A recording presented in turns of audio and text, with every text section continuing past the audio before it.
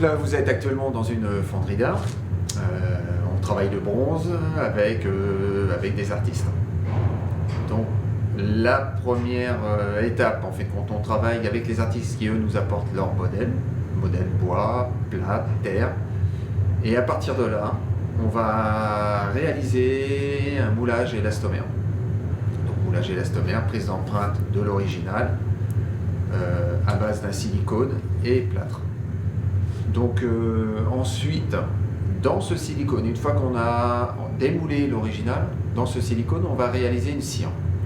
Une cire qui représentera exactement la pièce originale, qui sera retravaillée par l'artiste, avec les épaisseurs voulues, donc de 5 mm, qui seront exactement au final les épaisseurs du bronze. Donc ensuite, l'artiste travaille la cire. Ben, là, on est dans l'atelier cire, donc c'est ici qu'on va préparer les moules. Je peux vous en montrer un ou deux ici.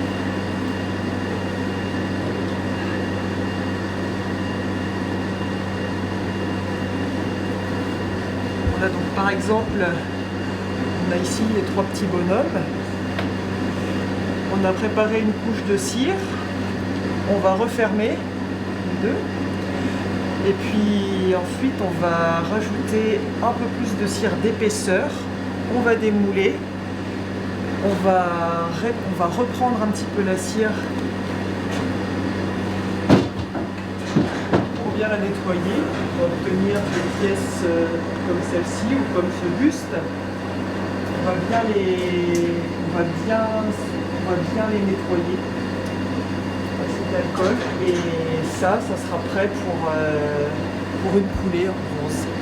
Nous, on intervient pour les montages systèmes d'alimentation qui sont coulées, attaques, évents, dégazage. On prévoit tout un système d'alimentation pour le bronze, pour recevoir le bronze ensuite. Une fois cette étape terminée, on passe à l'enrobage plâtre réfractaire à base de charotte. Donc on va recouvrir la sculpture en cire avec ces alimentations de cire réfractaire jusqu'à obtenir un moule bloc résistant, pouvant résister à l'arrivée du métal ensuite. Donc une fois que ce moule bloc est terminé, on va le mettre en cuisson pendant 3 jours à une montée en cuisson jusqu'à 700 degrés. Une fois que la cuisson est faite, donc là, la cuisson sert en gros à éliminer la cire et cuire le plâtre, enlever toute l'humidité. Il faut savoir que le bronze a horreur de corps étrangers dans un moule et surtout de l'humidité. Donc une fois que cette étape est faite, on fait fondre le métal pendant 4 heures.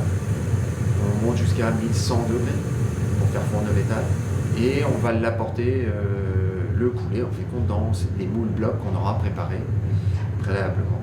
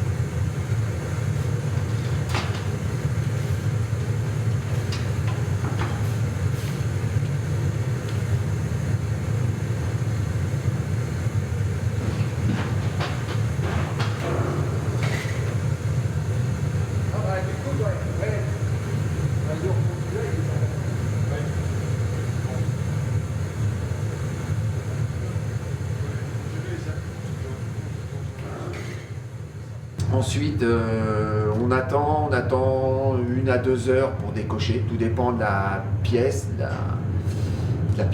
On décoche. Ça veut dire qu'on casse le moule bloc qu'on a réalisé en plâtre réfractaire pour découvrir en fait sous ce bloc la pièce en bronze qui était à l'origine en cire. Donc on va la retrouver en bronze mais avec les mêmes éléments, c'est-à-dire système d'alimentation, évent, dégazage, tous les mêmes systèmes. Donc là intervient le ciseleur. Le travail du ciseleur, ça va être de couper toutes ces alimentations qui sont attaque, évent, coulée, pour découvrir la pièce en bronze, la pièce de l'artiste. Il va retravailler parce qu'on a quand même quelques défauts de fonderie qu'il faut corriger. Donc le ciseleur est là pour remettre en état la pièce de l'artiste. Ensuite, la ciselure, c'est une étape, ça peut être une étape d'assemblage aussi, parce qu'on peut couler des éléments séparés, dont là il intervient lui aussi en soudure, en assemblage des pièces et en soudure, et doit retravailler en gardant le même modelé que l'artiste, l'écriture, donc il est là pour enlever tous ces petits défauts. Ensuite, on a la partie patine, qui là donne une couleur à la sculpture. Couleur à la sculpture à partir d'oxydes, d'application de plusieurs oxydes qui entre eux donnent une couleur. Donc on chauffe le métal et on applique les oxydes sur le bronze. Donc ça va de l'oxyde de cuivre jusqu'à l'oxyde de fer.